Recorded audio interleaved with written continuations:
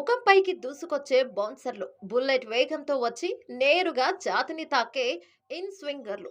ఆ పిచ్పై బ్యాటర్లు బాల్ను టచ్ చేయాలంటేనే భయపడతారు.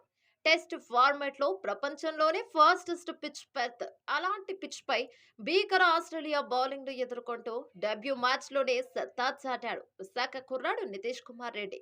59 బంతుల్లో 41 పరుగులు చేస్తూ టీమిండియా టాప్ స్కోరర్గా నిలిచాడు. కోహ్లీ లాంటి దిగ్గజ ప్లేయర్ విఫలమైన చోట నితీష్ నిలబడి ఆడడం, జట్టు కోసం అవసరమైన పరుగులు చేయడం అతనిలోని కాన్ఫిడెన్స్ కు నిదర్శనం. టెస్టులో అది ఆసీస్ గడ్డుపై అరంగేట్రం చేసిన ఈ పేస్ బౌలింగ్ ఆల్రౌండర్ కేవలం 59 బంతుల్లోనే 41 పరుగులు చేశాడు. నితీష్ రెడ్డి ఇన్నింగ్స్ లో 6 ఫోర్లు ఒక సిక్స్ ఉండటం విశేషం. క్రికెట్ చరిత్రలో బోర్జర్ గవాస్కర్ ట్రోఫీకి ఉండే ప్రాధాన్యత చాలా ఎక్కువ.